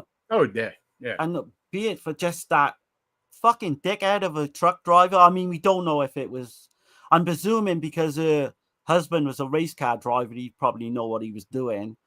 But just that one, accident and it's gone. Everything's gone. I know Franco was devastated, as we all would be. I would have hated though. Like, so you mentioned Fulci though. I maybe Fulci would have got along, but you know how Fulci was, right? But I think Fulci would have respected her for her acting ability, yeah, not just. I would have hated look. though if he didn't though. You know what I mean? Like, I don't think there's any way he wouldn't have got on with her, from just by what people have said about her and all that. And you can see just in her acting performance, I think Fulci would have been enamored by it. I do. Let's see. Grande says, laughing my ass off. Darren for president. He says, I think 100% think Fulci would have worked with her. He casted all women with intense eyes, like Catriona, Florinda, and Ania Pironi. I think that's a great point. I think he would have respected her as well. Never know. That's what I mean. The world was robbed of what could have been. It really is. Yeah, for sure.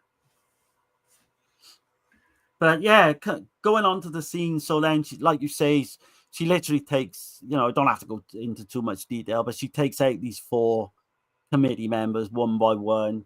They're all kind of memorable in their way, really. Even it's always funny seeing Franco though cast himself in these films and shit. Yeah, I tell you what, I would have been worried at is if she'd have actually done a sex scene with fucking Kinski. That would have worried me a bit. Can you imagine that? Kinski, there's no way Kinski would have fucking held back. Yeah, definitely. But he might have had to deal with the race car driver husband though. Well, there's that as well. Yeah. This was shot in Calp, Spain, and that crazy looking house was the producer's house. What I believe, or no, it was a friend of Franco's. That's right. Okay, was it? Yeah. I tell you what, that house reminds me of something like the scene in why am I missing what's the Mario Bab? $5 for an August Moon. It got that type of feel. Yeah. Big house on the beach. Kind of modern type. Yeah, definitely Giallo style house, 100%. But yeah, it's got that kind of feel to it. Like an early Bava as well. I know I mentioned that with King Dracula too.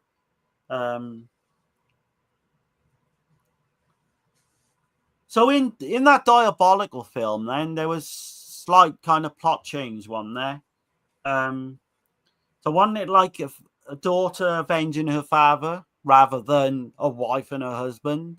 I think that was maybe one of the differences. Sure. Yeah. Okay. I've not seen it, but I was reading like Stephen Thrower was saying that's probably the main difference. I just heard Thrower he had mentioned it. He said it's the same exact plot, but right, yeah. But I think you may have mentioned, I'm not sure if but she's had no kind of real acting experience before going into it at 16. Like you say, she was a dancer. No, but she did have to be a performer at the age of 8. So that's helped her, yeah. So that definitely helped, I imagine. But yeah, I don't know if you've got anything else on this one. I don't, not really. It's not a whole lot to this one, There's not, but in a way, I would say it's by far the best one, I think, for me. It's just got everything going for it, like the pacing, and you could put this on. I think I put it on, and like, do you know when you if you're watching something, you're looking at the clock all the time? I didn't do that with this one, and before I knew it, it was like on 70 odd minutes. And I'm like, shit, there's 10 minutes to go, So it does play well. Probably for budget reasons more than anything else. But no, this one should be talked about more. I feel this is like a crown jewel that no one really talks about. I know Vampirus Lesbos probably gets talked about more. Yeah, I think it's a better film. I do agree, though. I think this is her best performance that I've seen. Yeah. Definitely. She just goes places, man. There's that scene where she's balled up, and she keeps looking at her dead husband, and it's like she even has sex with her dead husband. I don't know how she's doing it, or it looks like she's trying to have. Yeah, riding him, doesn't she? Starts riding him, and and But that balled up scene where she's looking into the, I guess, Franco's doing that a lot in these films, like breaking the fourth wall where like the actors are looking at us and shit. And like, it's like, holy shit, dude. But I don't want to keep going back to Vampiros Lesbos, but she has a lot of those same dark looks, but they are definitely way more intense than She Killed in Ecstasy, for sure. She turns up and stalks the victims as well, because she turns up in these like restaurants. She plays them all. And, yeah. Yeah, She plays every one of them. Even the guy that's running from her, he's scared as shit. He's scared as shit. And she still convinces him. Like, I mean, just her look, like the way she looks fucking psychotic in those scenes as well. You can't buy that. Like, that's just in you or what have you, Right. There's not many actresses that can like deliver to that level of intense fucking, do you know what I mean? But and then she's all friendly and all when she gets to know them, and then just turns deadly. But no, I mean, I don't know how would you rate this one? I give this one probably, as far as her performance, is a 10 out of 10. But as far as the film goes, like, it's probably like a 6 for me, 6 out of 10. Okay, yeah. It's, the story is not a whole lot to it. I mean, I dig a lot of the things he's doing, the style, but it does feel kind of rushed. It don't seem like he took as much time with this one. No, I will say that as well. That probably stops it being a high mark for me as well. I would give it, though, I'm definitely a strong 7. Possibly like a 7.5.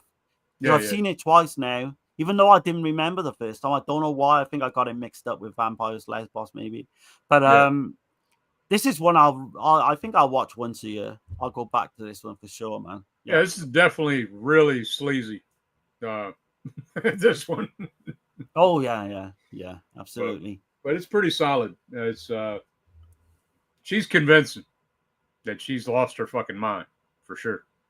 So I think we can blame Dirk for the last one. No, I'm only joking. Well, it's her last film, so we had to do it. We had to do it. Yeah. Yeah, it's her last film. Neither one of us had seen it, so I just reading the plot, and Edgar Wallace novel. I was like, okay, yeah, check. Franco directed it. It does sound like a horror story, but it's not really. It's more of a spy. It's a spy adventure type film, but there's some. I do get some Dr. Phibes vibes, though, for sure, on this. There's some horror elements, I would say, for sure. So the devil came from Akasava. It's a weird name as well. Yeah. And this is directed by Jess Frank. Not just Franco, but just Frank. So and he probably knew, I was saying to Dirk earlier, he probably knew he had a turkey on his hands. Because if honest, like, and I'm not just saying this because of the stream, she is by far the fucking best thing in it. And there is one scene that you have to see this film anyway for. So in some ways, I gotta thank Dirk for that in some ways. What scene is that, though? The shower scene. Okay. I mean, you can't not unsee that. I thought you were talking about the striptease scenes. There's that as well. Because there's two of them come back to back, those scenes where she's literally in this nightclub. Again, reminds you of the old Giallo films, doesn't it? But like, because they always had a nightclub scene with a nightclub stripper and all that. But she plays an agent who goes undercover as a stripper, which is kind of interesting in itself as a plot point. And once she's a hooker as well in the early part of the film, she's playing like an underground, like undercover hooker as well at some point. So there is some elements in there I like. It's not a complete, I wouldn't say it's a complete turkey or anything, but no, it wouldn't. I did see that this one kind of dragged on a little, and this was only 80 minutes as well, and it kind of dragged. Yeah, I did look at the clock. I ain't gonna lie, I did look at my phone when this shit was on. I was like, holy shit! But I mean, it's not a whole lot to it. It's not hard to figure out either. Like, you know. Right. Yeah.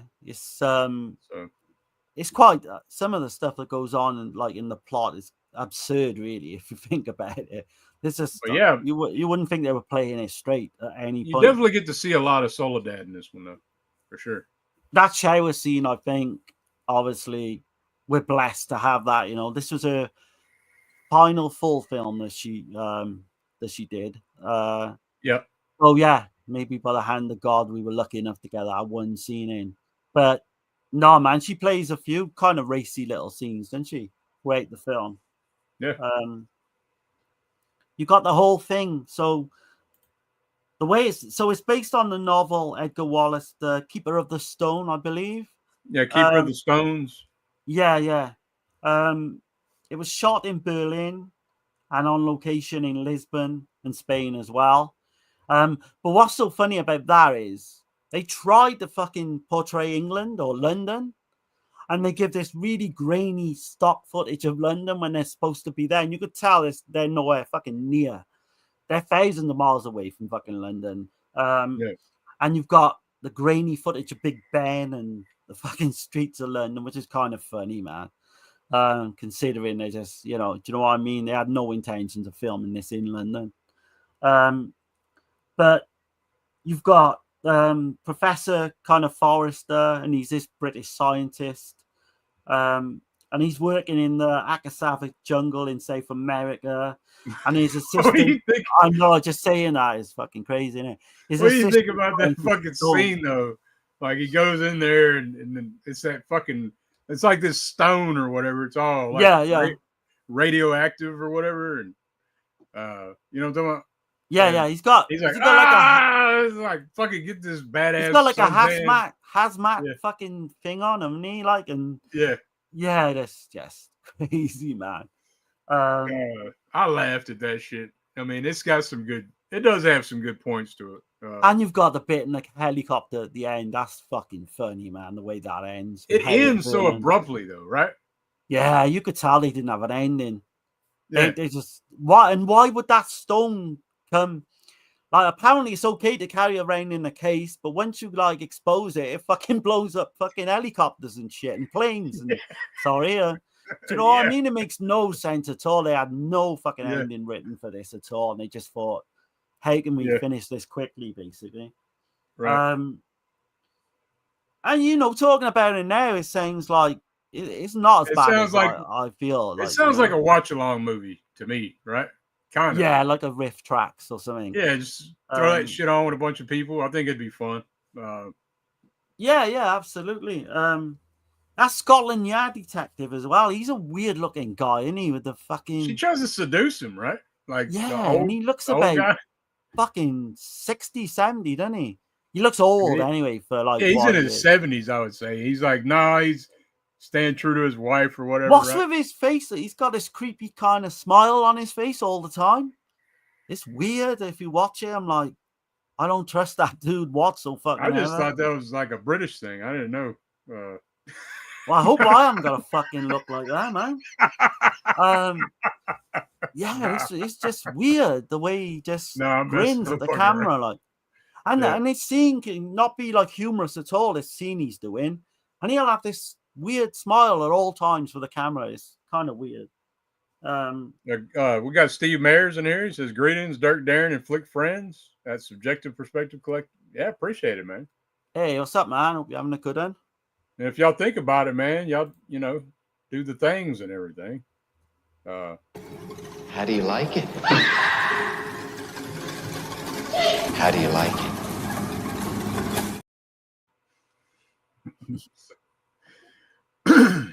But I agree with John's comment there, though, about the nightclub. Yeah, he said, "OMG, that nightclub scene is unreal." And he says, "I sort of wish they do a biopic of her starring Camelia Mendez at some point soon before Camelia is too old.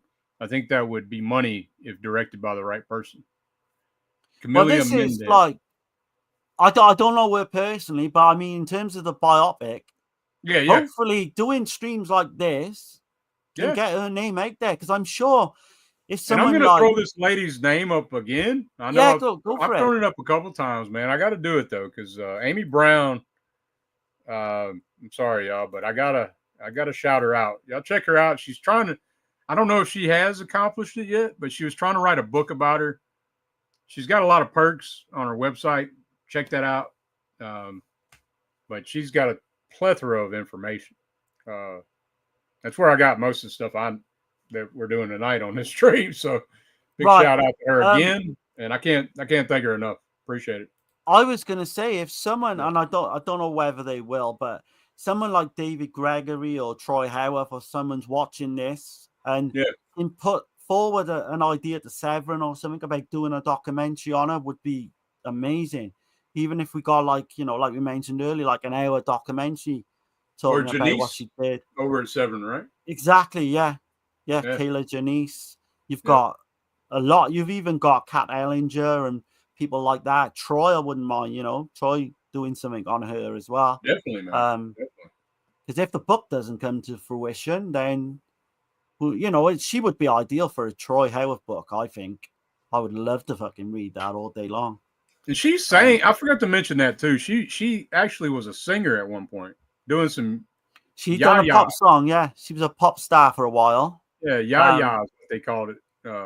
Did you hear any of that? Yeah, I heard it on the on this. It's on this special feature. You can hear some of it. It's a pretty good special feature on here from Amy Brown. She had some of that on there. But that was just in Spain, I believe, wasn't it? She was a pop star. She was in Portugal.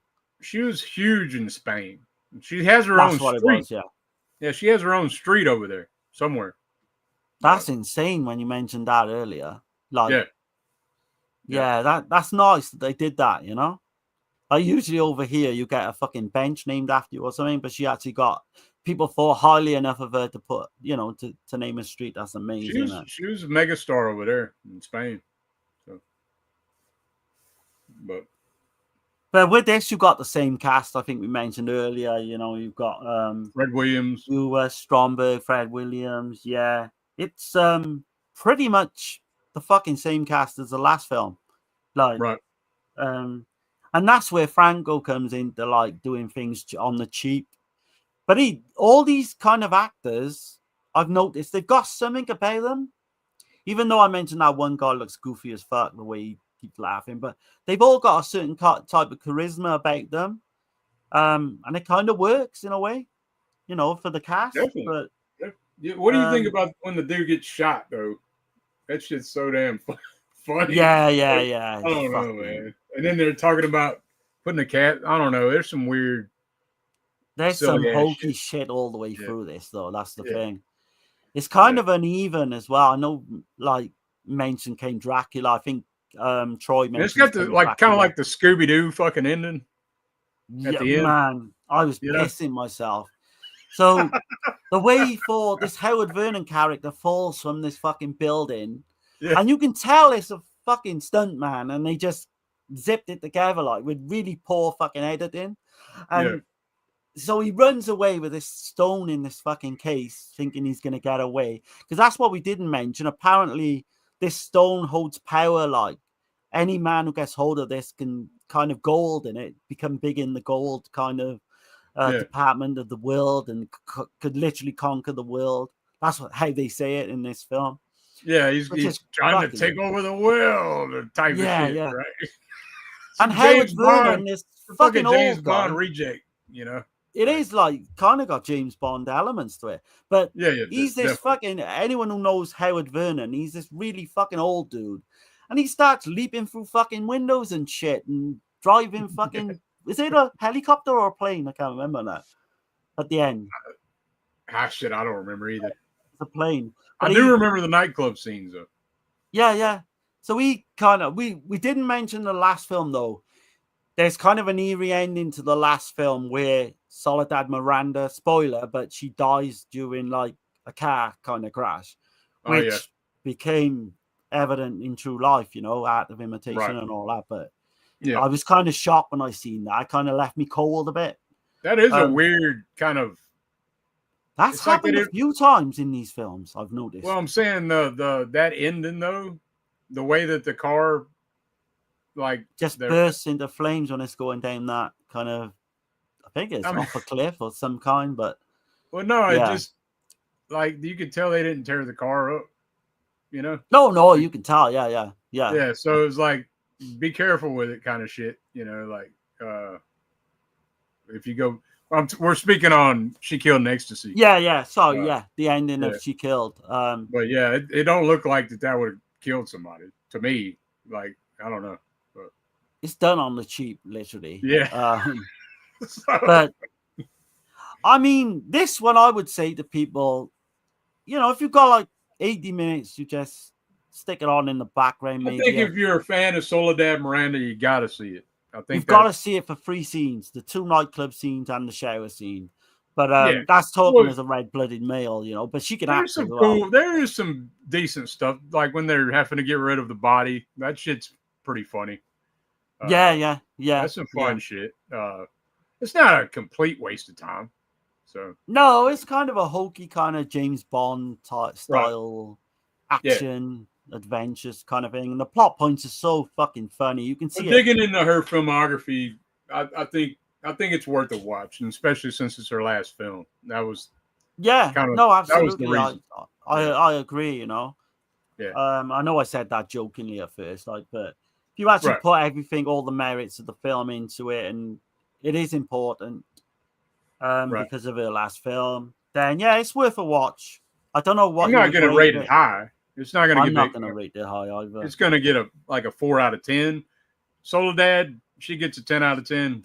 So there you go. I was going to say exactly the fucking same. It's a 4, and that's just because of her. But her performance, if you just got to judge it alone, in all 3 of these films, man, if we just judge her performance alone, it's off the fucking scale, man. Yeah. And I didn't think I'd be saying that because I'm like Dirk. I didn't know much about this lady until fairly recently. I think Dirk was a little bit before me as well, a couple of years ago. But man, I'm so glad when I first found out about her. Yeah. And then when we done, the Dead End Driving with Dan, and we was talking about Vampirus Lesbos, I kind of opened my eyes and I seen the talent, not just the look of it, but the talent in acting. And no, man, if this stream gets 1 or 2 people out there to decide to check out the films, then I think it's been successful, you know. Definitely, man. And if you're, if y'all like what we're doing, man, consider subscribing. We're on Dead Pit and on Subjective Perspective Collective simulcasting. I think CK's got us on Twitch as well and Facebook. So appreciate everybody that's been watching. Let us know in the comments after this is over. What's your favorite Soledad, or if you're interested in checking some of her stuff out? I would definitely recommend. The highest recommendation for me is going to be Vampiros Lesbos, and then Count Dracula, She Killed in Ecstasy. Devil Came from Akasava. It's not a must, but if you dig her work, I think you need to check it out. I'm going to go back and watch some of her other stuff, like 100 Rifles with Burt Reynolds and some of the other stuff she's got. I don't think you go far wrong with the first 3 Dirk mentioned there, those films. And I know, because I'm going to mention as well that we're putting this on the EuroCrypt on the Dead Pit channel and that. And I know this is probably not going to be that popular a stream because, she's fairly unheard of unless you're kind of in the giallo or about Franco sort of genre. But or cult cinema. I just want to say, like, some of our next kind of Dead Pit shows will probably be a bit more popular because but we thought we wanted to dive into this one. Definitely had to, man. The credit she deserves, really. Definitely had to, man. It's been on my mind for a while. She needs more recognition.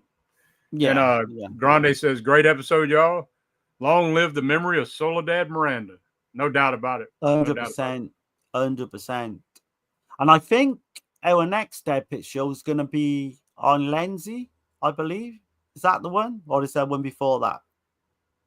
I think it is. Yeah, I think it is with Kenneth. It's I'll have to double check that, but it's going to be Eyeball. Seven Bloodstained Orchids. Can you remember the other one? Eyeball, Seven Bloods. I can't think the other one offhand, but Yeah. oh, And, Spasmo. Spasmo, yeah. Alan says, always enjoy y'all streams. I appreciate it, man. Appreciate it. Yeah, cheers, man. Thanks.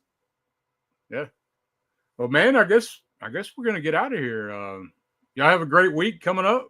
And next week on our channel, Subjective Perspective Collective, we are doing Alice Sweet Alice, right? Yeah. And whereas like Dirk last week, The Shining is his favorite film and all that. Yeah. I'm not saying Alice Sweet Alice is my number one, but I mean I fucking hold it in high regard like Dirk does The Shining. So expect something, you know, really good. It's gonna be in depth, it's gonna be and all that, you know, I've got the book. So yeah, I can't wait. Alice Sweet Alice is kind of my my thing. Right.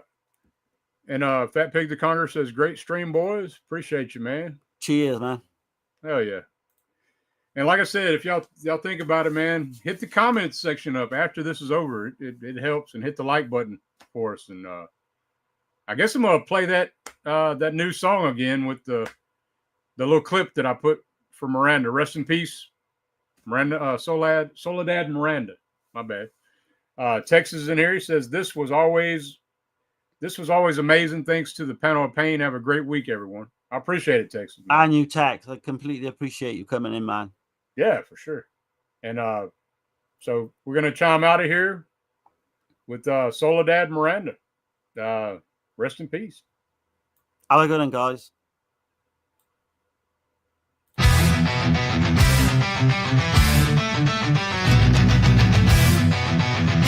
Thank you.